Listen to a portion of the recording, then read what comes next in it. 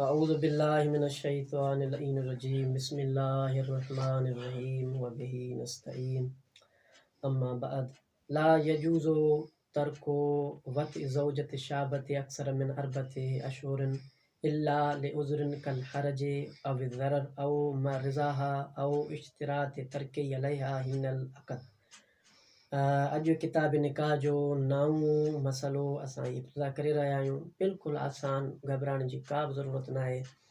सईद फरमाइनि था ला यजूज़ो तर्को वति ज़ौजति शाबति अक्सर मिन अर्बति अशहुरिन। पंहिंजी नौजवान घरवारी खां 4 महीननि खां मथे हम बिसरी जिमा खे तर्क करणु जाइज़ न आहे शरअन। 4 महीननि खां मथे जाइज़ न आहे, चाहे सफ़र में हुजी चाहे हज़र में हुजी, 4 महीननि खां मथे जाइज़ न आहे। पोइ अॻिते वरी सूरतूं अचनि थियूं, अगरि को सफ़र में हुजे, मर्ज़ हुजे, हर्ज हुजे, उहे सूरतूं सैद ते फरमाइनि था त पोइ उन्हनि सूरतुनि में जाइज़ थी सघे थो। सैद फरमाइनि था इल्ला लिउज़्रिन, सवाइ इन जे को उज़ुर हुजे शरी, मसलन कल हरज, मसलन बर्दाश्त जेका असां नथो करे सघे, इन जी हरज जी माना असां बर्दाश्त वठी सघूं था। अब ज़रर या जेको सो ज़रर हुजे, नुक़सानु हुजे, ठीकु आहे। इन्हनि सूरतुनि में जेको सो पोइ 4 महीननि खां मथे जेका आहे हम बिसरी, उन खे इंसानु तर्क करे सघे थो पंहिंजी घरवारी जे लाइ। औ म रिज़ाहा, या सिद फरमाइनि था त उहा घरवारी 4 महीननि खां मथे हम बिसरी जिमा खे तलब नथी करे, उन जे तर्क करण ते राज़ी आहे। मतिलबु उहा राज़ी आहे, उहा यानी पंहिंजे शोहर खे चए थी त 4 महीननि खां मसलन मथे ई कुझु ॾियारा गुज़री विया आहिनि, हू चवे थी मुंहिंजे लाइ को मसइलो न आहे, त पोइ तॾहिं बि जेको सो को मसइलो न आहे। औ इश्तिरात तर्क ही अलैहा हीनल अक़द, सैद फरमाइनि था या निकाह करण वक़्तु मर्द या शर्त हई हुजे उन घरवारी जे लाइ त मां 4 महीननि खां मथे हम बिसरी खे मसलन बसा औकात तर्क करे सघां थो, त पोइ मसइलो न आहे। वल अहवतु लुज़ूमन अदम इख्तिसासिल हुक्म बिदाइमति फहिय उम्मुल मुनक़तियत आइज़न। सैद फरमाइनि था एहतियात लाज़िम इहो आहे त इहो हुकुम जेको आहे सो उहो मुख़्तस न कयो वञे निकाह दाइमी सां, बल्कि गैर दाइमी खे बि शामिल आहे। फहिय उम्मुल मुनक़तियत आइज़न, ही गैर दाइमी खे बि शामिल आहे, यानी चाहे मुतो हुजे, निकाह मुता थियल हुजे, चाहे निकाह दाइमी थियल हुजे, ॿिन्हिनि जे लाइ इहो ई हुकुम आहे। 4 महीननि खां मथे तव्हां बिसरी खे तर्क नथा करे सघो। हाँ, पोइ जेके इहे सूरतूं आहिनि, इन्हनि किन सूरतुनि में जेको सो तव्हां करे सघो था तर्क।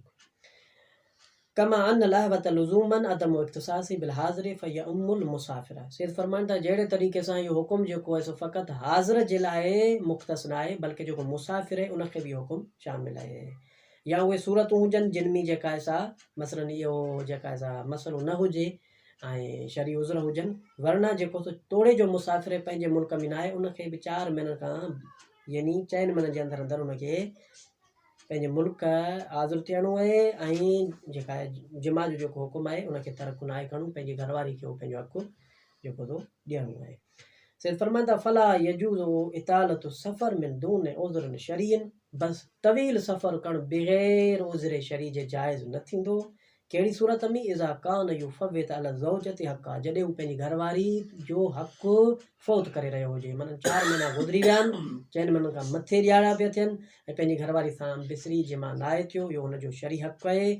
या हू राज़ी हुजे, या अक़द जे वक़्तु शर्त हुजे, या को उज़्र शरी हुजे, या सैद फरमाइनि था बाक़ी इन्हनि सूरतुनि खां अलावा हू तवील सफ़र नथो करे सघे।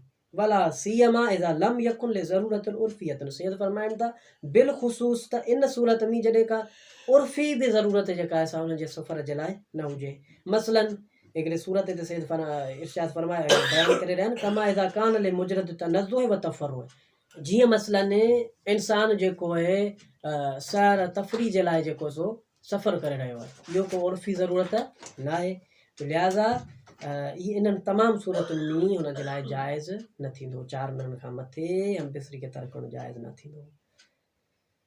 मसलो नंबर 10, सैद फरमाइनि था यजूज़ुल अज़्लु बेमाना इफ़रागिल मनी ख़ारिजल क़ुबुल हीनल जिमा। अज़ल जेको सो सैद फरमाइनि था जाइज़ आहे। अज़ल जी माना छा आहे? बेमाना इफ़रागिल मनी ख़ारिजल क़ुबुल हीनल जिमा, यानी हम बिसरी करण वक़्तु पंहिंजी घरवारी जे साम्हूं वारी अॻी शर्मगाह खां मनी खे उन जेको सो पाणी खे ॿाहिरि ख़ारिज करणु, अन ज़ौजतिल मुनक़तिअति व क़ज़ दाइमति, चाहे पोइ उहा ज़ौजा जेका आहे सा यानी जंहिंसां मुतो थियल हुजे, मुनक़तिअ हुजे, या उहा जंहिंसां दाइमिया कर थियल आहे। न हुआ मकरूह ने, लेकिन सैयद फरमाइनि था इहो मकरूह आहे, अज़ल करणु मकरूह आहे, लेकिन हराम न आहे बल्कि जाइज़ आहे। हाणे इहा कराहत बि सैयद फरमाइनि था किन सूरतनि में ख़तमु थी सघे थी। मसलन इल्ला मा रिज़ाहा, सिवाइ हिन जे उन जी औरत राज़ी हुजे त तूं इहो अज़ल करे सघी थो मूंसां, त पोइ इहा कराहत ख़तमु थी वेंदी। ऐं इश्तिरात ई अलैहा हीनल अक़द, या उन मर्द जेका अक़द करणु वक़्तु शर्त ही हुजे उन औरत ते त मां अज़ल तोसां कंदुसि, त पोइ मसइलो न आहे, पोइ कराहत ख़तमु थी वेंदी। इहो मर्द जे तरफ़ खां शर्त लॻल हुजे। व अमा मन अल मरअतो ज़ौजा मिनल इंज़ाल फी क़ुबलिहा फहुव मुहर्रमुन अलैहा, सिर्फ़ फरमाईंदा अगरि औरत जे तरफ़ खां अक़द जे वक़्तु इहा शर्त हुजे त हराम अथसि, औरत नथी हणी सघे, औरत खे हक़ हासिल न आहे, त अज़ल जी हू शर्त हाणे इहो हुन ते हराम आहे, फहुव मुहर्रमुन अलैहा इल्ला बिरिज़ाहु, सिर्फ़ फरमाईंदा सिवाइ हिन जे हुनजो शौहर इन शर्त खे क़बूल करे राज़ी हुजे, पोइ मसइलो न आहे। ऐं इश्तिरात ही अलैहि हीन तज़वीज, या हू मसलन अक़द करणु वक़्तु जेका आहे सा शर्त हणे ऐं मर्द उन खे क़बूल करे, मर्द उन खे क़बूल करे, त पोइ इन्हनि सूरतुनि में औरत हक़ु रखे थी त हू अज़ल जो चवे त मर्द अज़ल करे ऐं औरत इहो पोइ हक़ु रखी सघे थी। इन सूरत में पोइ औरत जे लाइ जेको सो हुरमत ख़तमु थी वेंदी। वलो मनअत, अगरि हाणे सैयद फरमाईंदा ऐं जेकॾहिं हू मना थी करे फ़ अनज़ल ख़ारिजल क़ुबले, ऐं उहो मर्द जेको थो अज़ल थो करे उहो पाणी ॿाहिरि थो ख़ारिज करे, लम तसबुत अलैहि दियतो, सैयद फरमाइनि था पोइ दियत जेका आहे उहा उन औरत ते वाजिबु न आहे, छो जो उहो उन मां ॿारु पैदा थिए थो, माना उहो मुमकिन उन मां ॿारु पैदा थिए ऐं जेका आहे सा उनखे हाणे तो ज़ाया कयो आहे, त माना इहा सम्झे हिकु फ़र्ज़ जी जेका आहे सा हिकु इंसान जी तो जेका आहे सा मसलन जेका जान ज़ाय कई आहे, तो बहरहाल ही शरई मसइला आहिनि। सैयद फरमाइनि था पोइ इन सूरत में जेका आहे सा उन औरत खे का दियत वग़ैरह न आहे। वसलाम वल्हम्दुलिल्लाहि रब्बिल